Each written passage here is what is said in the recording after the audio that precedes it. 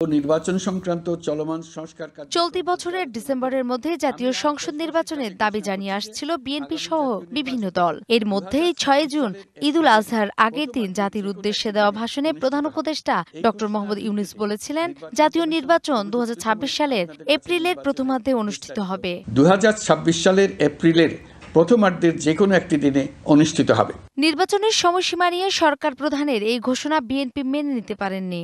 এ নিয়ে দলটির নেতারা প্রকাশ্যেই অসন্তুষ্টির কথা জানান। রোজা শেষ হবে, ঈদ শেষ হবে, তার কয়েকদিন পরে নির্বাচন, ব্যয় দ্বিগুণ হয়ে যাবে। ত্রয়োদশ জাতীয় নির্বাচনের সময় নির্ধারণ নিয়ে রাজনীতিতে টানাপোড়েন যেভাবে অনিশ্চয়তার দিকে যাচ্ছিল, শুক্রবার অন্তর্বর্তী সরকারের প্রধান উপদেষ্টা অধ্যাপক ডক্টর মোহাম্মদ ইউনূসের সঙ্গে বিএনপির ভারপ্রাপ্ত চেয়ারম্যান তারেক রহমানের বৈঠকে তা অনেকটাই কেটেছে। এপ্রিল থেকে এগিয়ে ফেব্রুয়ারির প্রথম ভাগে নির্বাচনের সময় নির্ধারণের একমত হয়েছে অন্তর্বর্তী সরকার ও বিএনপি। তবে এই সময়ের মধ্যে সংস্কার ও বিচার বিষয়ে পর্যাপ্ত অগ্রগতি অর্জনের উপর গুরুত্ব দিয়েছেন প্রধান উপদেষ্টা। দেশের রাজনৈতিক স্থিতিশীলতার জন্য সংস্কার নির্বাচনের প্রস্তুতির কাজ একসাথে এগিয়ে নেওয়া যেতে পারে বলে মনে করেন নির্বাচন ব্যবস্থা সংস্কার কমিশনের প্রধান ডক্টর বদিউল আলম মজুমদার। মৌলিক সংস্কারগুলোর ব্যাপারে সবাই একমত হওয়া, একটা জাতীয় সনদ যাতে কিংবা জুলাই সনদ যাতে প্রণীত হয় এবং স্বাক্ষরিত হয় সেটা নিশ্চিত করা, পাশাপাশি বিচার প্রক্রিয়াতে এগিয়ে নেওয়া, একে অপরের সাথে যে এক জায়গায় আসার রাজনৈতিক দলগুলোর তার উপর। তো আমি আশা করি যে এটা সম্ভবপর হবে দ্রুতই, এবং এটা বহুলাংশে নির্ভর করবে রাজনৈতিক দলের তাদের ইচ্ছার উপর। জুলাই অভ্যুত্থানের বিচারের কাজ টাইমলাইন দিয়ে নয়, মামলার কার্যক্রম আইনের গতিতে চলবে বলে মনে করেন আন্তর্জাতিক অপরাধ ট্রাইব্যুনালের প্রসিকিউটর। তবে ফেব্রুয়ারির আগে গুরুত্বপূর্ণ মামলার অগ্রগতি সম্ভব বলে জানান তিনি। বিচার অ্যাবসলিউটলি আইনের ধারা অনুযায়ী, আইনের পথ অনুযায়ী চলবে। সেখানে কোনো ব্যক্তি বা কোনো সংস্থা বা সংগঠনের ইনস্ট্রাকশন বা টাইমলাইন বেঁধে দিলে আমরা সেটাকে ফলো করব না। আমরা ফলো করব আইন আমাদেরকে কি টাইমলাইন বেঁধে দিয়েছে, শুধু ততটুকুই। সরকার তাদের দেশ পরিচালনার স্বার্থে যে সকল কমিটমেন্ট দিচ্ছে, যে সকল বিষয়গুলো দিচ্ছে, আমরা বিচার প্রক্রিয়ার ক্ষেত্রে সেগুলোকে একদমই পর্যালোচনায় নিব না। এরই মধ্যে গত ১ জুন ক্ষমতাচ্যুত প্রধানমন্ত্রী শেখ হাসিনা সহ ৩ জনের বিরুদ্ধে জুলাই ট্রাইব্যুনালে বিচার প্রক্রিয়া শুরু হয়েছে। নূপুর মাহমুদ, ডিবিসি নিউজ, ঢাকা।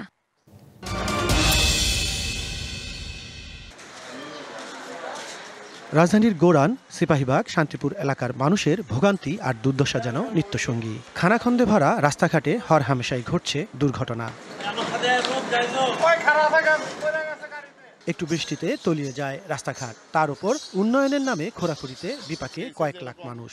দুই একটা রিক্সা উল্টাইতেছে, অনেক সময় গাড়ি উল্টাইতেছে, অনেক সময় গাড়ি নষ্ট হয়ে রাস্তার মধ্যে পড়ে আছে। প্রায় ১ বছর যাবতীয় রাস্তাটি বেহাল দশা, যার ফলে এই রাস্তা দিয়ে গাড়িগুলো চলতে তো পারেনি, অনেকগুলো গাড়ি নষ্ট হয়ে যায়। সবচেয়ে বেশি বিপদে আছে শিশু ও বৃদ্ধরা। এছাড়া ভাঙা রাস্তায় চলতে গিয়ে হাত পা ভেঙেছেন অনেকে।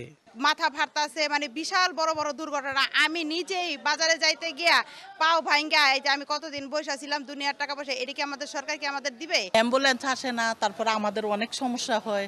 আমরা বাচ্চাদেরকে নিয়ে আমরা বাসার থেকে বের হতে পারি না, বৃষ্টি নামলে বেশি সমস্যা হয়। উন্নয়ন আর খোরাখুরিতে বিপাকে পড়েছেন স্থানীয় ব্যবসায়ীরাও। দোকান ভাড়া আমরা পাইতেছি না, আমরা পরিবার চালাইতে পারতেছি না এই ব্যবসা কইরা।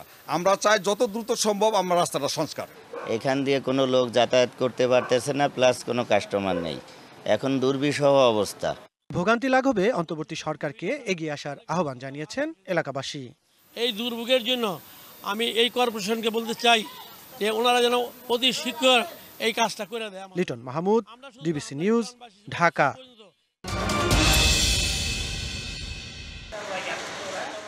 জুলাই বিপ্লবের পর গত বছর ২০ অক্টোবর তৈরি পোশাক শিল্পের মালিকদের সংগঠন বিজিএমইএ এর তৎকালীন বোর্ড ভেঙে প্রশাসক নিয়োগ দেয় অন্তর্বর্তী সরকার। এর প্রায় ৭ মাস পর ২০২৫-২০২৭ মেয়াদে নতুন বোর্ড গঠনের জন্য গত ৩১ মে বিজিএমইএ নির্বাচন অনুষ্ঠিত হয়।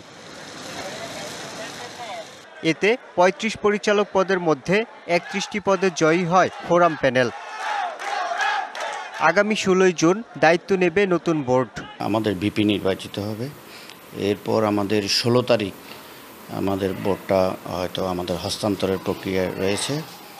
এরপরে আমাদের প্রত্যেকে বোর্ডে দায়িত্ব বন্টন হবে, সেভাবে আমাদেরকে কাজ করতে হবে। যদি আমরা সঠিক পরিকল্পনা করি, সঠিক সহায়তা দেওয়া হয়, বিশেষ করে ক্ষুদ্র উদ্যোক্তাদেরকে যদি সহায়তা দেওয়া হয়, তাদেরকে বিভিন্ন রকমের ইনসেন্টিভ দেওয়া যায়, তাদেরকে বাঁচিয়ে রাখা যায়, আমার মনে হয় আমরা খুব দ্রুতই $100 বিলিয়ন এক্সপোর্ট মাইলফলক অর্জন করতে পারবো। নির্বাচনে যারা জয়ী হতে পারেননি, টেকসই পোশাক খাত গড়তে তারাও একসাথে কাজ করবেন। এই 7 মাসে আমরা অনেক পিছিয়েছি। এখন আমরা আশা করি বিজিএমএ বোর্ড আগামী দিনে বিজিএমএকে সারা বিশ্বের বুকে দ্বিতীয় স্থানে থাকা বিজিএমএ আরও অগ্রগতি অর্জন করবে।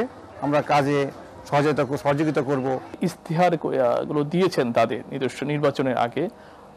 আমার বিশ্বাস তারা সেই ইস্তিহারগুলো একে একে সম্পন্ন করবেন। আমাদের সাধারণ সদস্যদের কল্যাণের জন্যই তারা এগুলো করবে। যে আমরাও খারাপ কাজে প্রতিবাদ করব, ভালো কাজে সাধুবাদ জানাবো। উদ্যোক্তারা বলছেন, জ্বালানি সহ সব সুবিধা নিশ্চিত করতে পারলে 2030 সালের মধ্যে $100 বিলিয়ন পোশাক রপ্তানি সম্ভব।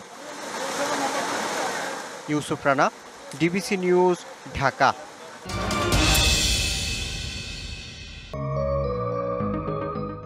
দেশে আবারও বাড়ছে করোনা ভাইরাসের সংক্রমণ। আইসিডিডিআরবি জানিয়েছে, দেশে XFG ও XFC নামক করোনার নতুন দুটি ধরনের সংক্রমণ বেশি ঘটছে।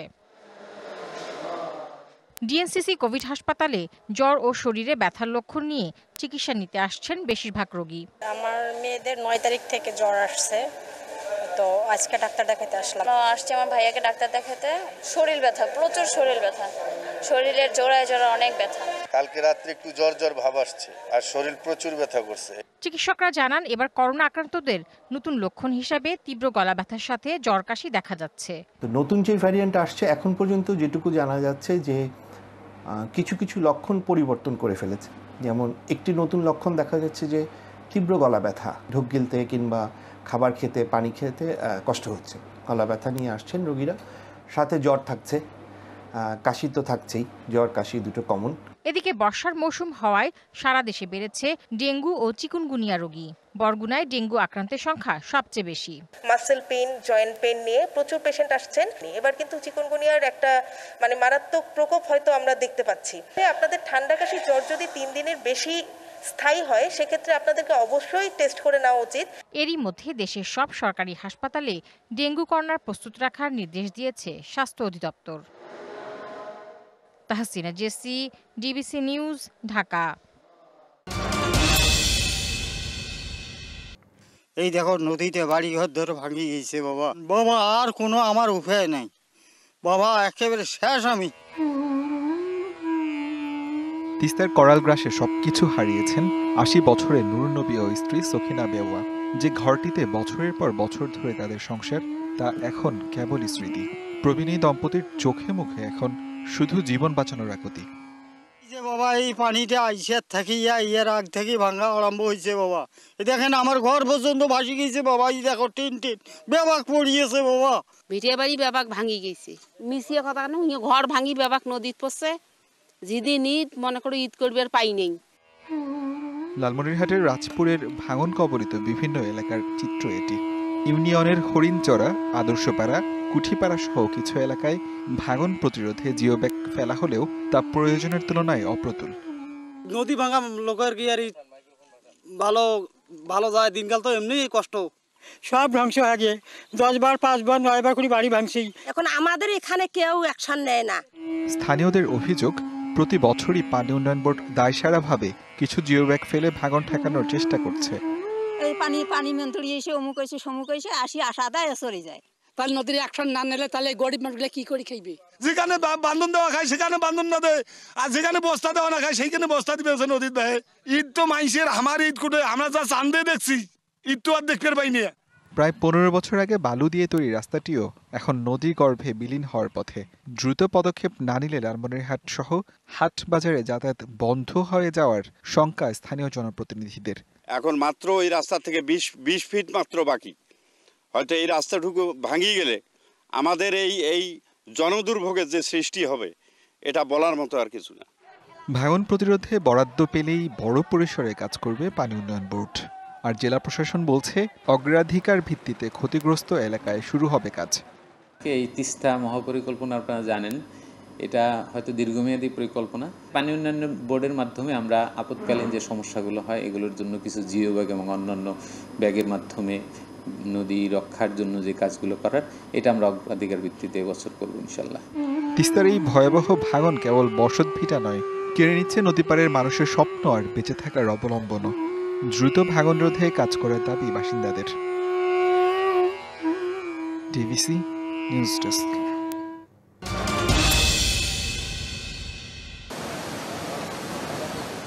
কক্সবাজারে ১২০ কিলোমিটার দীর্ঘ সমুদ্র সৈকতের লাবণী থেকে কলাতলী পর্যন্ত ৩টি পয়েন্টে পর্যটকদের নিরাপত্তায় দায়িত্ব পালন করছেন লাইফগার্ড কর্মীরা। বাকি ১১৫ কিলোমিটারের বেশি এলাকা একেবারেই অরক্ষিত। প্রতিবছরই বর্ষা মৌসুমে সাগরে গোসলে নেমে মৃত্যুর ঘটনা ঘটছে। গেল এক বছরে মৃত্যু হয়েছে ৮ জন পর্যটকের, উদ্ধার করা হয়েছে ৭৮ জনকে। এক দশকে মৃত্যু হয়েছে ৬০ জনের, জীবিত উদ্ধার করা হয়েছে ৭৮২ জনকে। 10 বছরে কিন্তু এখানে অনেক লোক মারা গেছে এবং বিগত 2 দিনের মধ্যে 4 জনের উপরে লোক মারা গেছে এখানে। সংকেতগুলো দেয়, অবশ্যই আমাদের এটা মানা উচিত। সমুদ্র সৈকতের 3টি পয়েন্টে পর্যটকদের নিরাপত্তায় লাইফগার্ড কর্মী হিসেবে দায়িত্ব পালন করছেন মাত্র ২৭ জন।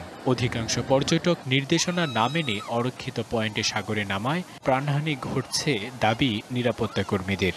অনেক পর্যটক সচেতন হওয়ার পরেও পানি দেখলে এটা ভুলে যায়। তারা পানিতে নামার আগে ভুলে যায় যে কি তারা কি মেসেজ রিসিভ করেছিল, কিন্তু পানিতে নামার সময় তারা এটা আর মনে থাকে না। নিরাপদ সুইমিং জোন গড়ে তোলা সহ নিরাপত্তার জন্য কিছু প্রস্তাব প্রশাসনের কাছে উপস্থাপন করেছে সি সেফ লাইফগার্ড সংস্থা।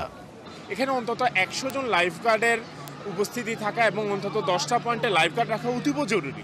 একই সাথে এখানে উদ্ধার সরঞ্জামের ঘাটতি রয়েছে, আমাদের আরও অত্যাধুনিক উদ্ধার সরঞ্জাম দরকার। ভ্রমণ পিপাসু মানুষের নিরাপত্তা নিশ্চিতে জনসচেতনতা বৃদ্ধি সহ পরিকল্পনার কথা জানালেন অতিরিক্ত জেলা ম্যাজিস্ট্রেট। প্রত্যেকটি সেক্টরে হচ্ছে আমার বীজ কর্মী সংখ্যা বলেন আমার আরও বাড়াতে হবে এবং বাড়ানোর কাজটি আমরা চলমান আছে, আমরা করব, বাড়াবো। লাইফগার্ড আছে, লাইফগার্ডও বাড়াতে হবে। যান্ত্রিক জীবনের অবসান কাটাতে সময় পেলেই দেশের নানা প্রান্তের মানুষ ছুটে যান কক্সবাজার সৈকতে। মৃত্যুর মিছিল থামানো না গেলে তা পর্যটনের উপর বিরূপ প্রভাব ফেলবে মনে করছেন সংশ্লিষ্টরা। DBC News desk.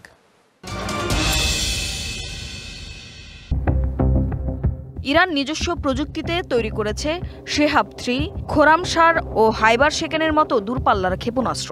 এসব ক্ষেপণাস্ত্র ইসরায়েল পর্যন্ত পৌঁছাতে সক্ষম। ইসরায়েল বিশ্বে অন্যতম উন্নত সামরিক প্রযুক্তির অধিকারী দেশ। তাদের আয়রন ডোম ক্ষেপণাস্ত্র প্রতিরক্ষা ব্যবস্থা বিশ্বের সবচেয়ে কার্যকরী প্রতিরক্ষা প্রযুক্তির একটি। ইরান ড্রোন প্রযুক্তিতে দ্রুত অগ্রগতি অর্জন করেছে। রাশিয়া তাদের ড্রোন কিনছে ইউক্রেন যুদ্ধের জন্য। সাইবার যুদ্ধে ইরান ইসরায়েলের মধ্যে পাল্টাপাল্টি হামলা প্রায় নিয়মিত। ইসরায়েলের পারমাণবিক অস্ত্র আছে বলে বিশ্বে ধারণা থাকলেও তারা কখনোই তা আনুষ্ঠানিকভাবে স্বীকার করেনি। এদিকে ইরান দাবি করে তাদের পারমাণবিক কর্মসূচি শান্তিপূর্ণ, তবে পশ্চিমা দেশগুলোর আশঙ্কা ইরান গোপনে পারমাণবিক অস্ত্র তৈরি করছে। ইসরায়েলের মোসাদ এবং সায়ারেট মাতকালের মতো বিশেষ বাহিনী রয়েছে যাদের কার্যক্রম গোপন এবং বিশ্বজুড়ে পরিচিত। ইরান দীর্ঘমেয়াদী লড়াই ও আঞ্চলিক প্রভাব বিস্তারে দক্ষ, আর ইসরায়েল উচ্চ প্রযুক্তি নির্ভর দ্রুত আক্রমণের কৌশলে পারদর্শী। উভয়েরই রয়েছে একে অপরের ভেতরে কার্যত গুপ্তচর এবং সাইবার হামলার সক্ষমতা। Tumpa Tarafdar, DBC News desk.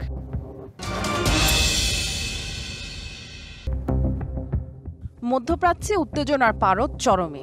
ইসরায়েলের হামলায় ইরানের শীর্ষ কয়েক সামরিক কর্মকর্তা নিহতের ঘটনায় বড় ধাক্কা খেয়েছে ইরানের নিরাপত্তা কাঠামো। এই হামলার পর ইরানের পরমাণু কর্মসূচি নিয়ে নতুন করে গভীর উদ্বেগ দেখা দিয়েছে আন্তর্জাতিক মহলে। বিশ্লেষকদের আশঙ্কা, ইসরায়েলের বিরুদ্ধে প্রতিশোধ নিতে তেহরান তার পরমাণু কর্মসূচি আরও জোরালো করবে। ইরানের পরমাণু কর্মসূচি নিয়ে দেশটির অভ্যন্তরে দীর্ঘদিন ধরেই সংস্কারপন্থী ও কট্টরপন্থীদের মধ্যে মতবিরোধ চলছিল, কিন্তু সাম্প্রতিক এই হামলাগুলো কট্টরপন্থীদের অবস্থানকে বৈধতা দিয়েছে বলে মনে করেন মধ্যপ্রাচ্য বিশেষজ্ঞরা। তারা বলছেন, এ হামলার পর ইরানের নেতৃত্বের মধ্যে কট্টরপন্থীদের প্রভাব আরও বাড়বে। 2015 সালে মার্কিন প্রেসিডেন্ট বারাক ওবামার নেতৃত্বে স্বাক্ষরিত হয়েছিল ঐতিহাসিক পরমাণু চুক্তি। তবে 2018 সালে একতরফাভাবে সে চুক্তি বাতিল করে দেন উত্তরসূরি ডোনাল্ড ট্রাম্প। ফলে ইরান ও যুক্তরাষ্ট্রের মধ্যে গভীর আস্থার সংকট তৈরি হয়। আর পরিস্থিতি এখন এমন জায়গায় পৌঁছেছে যেখানে কূটনৈতিক সমাধানের পথ বন্ধ হয়ে গেছে।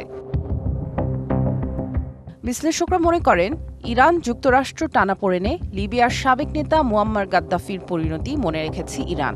2003 সালে পরমাণু কর্মসূচি ত্যাগ করেছিলেন গাদ্দাফি, কিন্তু 2011 সালে পশ্চিমা সমর্থিত বিদ্রোহে নিহত হন তিনি। পরমাণু চুক্তি থেকে আনুষ্ঠানিকভাবে সরে আসার পর ইরানের পরমাণু কর্মসূচি এখন বিস্তারের দিকেই এগোচ্ছে, এমনটাই মনে করছেন বিশ্লেষকরা।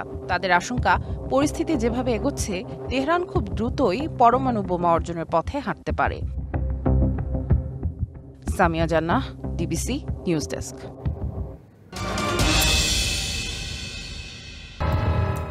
ইরান ও ইসরায়েলের মধ্যকার বৈরী সম্পর্ক নতুন কিছু নয়। কয়েক দশক ধরে একে অপরকে হুমকি ও নানান ক্ষেত্রে হামলা চালিয়ে আসছে এই দুই দেশ। তবে চিরবৈরী এ সম্পর্ক আরও মাত্রা পায় 2023 সালে গাজায় ইসরায়েলের যুদ্ধ শুরুর পর। কিন্তু সবশেষ তেহরান ও তেল আবিবের পাল্টাপাল্টি হামলা মোড় নিয়েছে প্রকাশ্য সংঘাতে। আন্তর্জাতিক গণমাধ্যম বলছে, 2 দিনের পাল্টাপাল্টি হামলায় ইরান ও ইসরায়েল কিভাবে প্রতিক্রিয়া দেখাবে তার উপর নির্ভর করছে এই অঞ্চলের পরিস্থিতি। বলা হচ্ছে, ইরানের পক্ষ হয়ে সম্পূর্ণ জাগরণ ঘটবে লেবাননের হিজবুল্লাহ, ইয়েমেনের হুতি, ইরাক ও সিরিয়ায় ইরান সমর্থিত মিলিশিয়াদের। আর নেতানিয়াহু প্রশাসনের সাথে কাঁধে কাঁধ মিলিয়ে সংঘাতে জড়িয়ে পড়বে যুক্তরাষ্ট্র। আন্তর্জাতিক বিশ্লেষকরা বলছেন, এতে একযোগে একাধিক ফ্রন্টে যুদ্ধ করতে বাধ্য হবে ইসরায়েল। আশঙ্কা রয়েছে চাপের মুখে পড়তে পারে ইসরায়েলের সামরিক বাহিনী।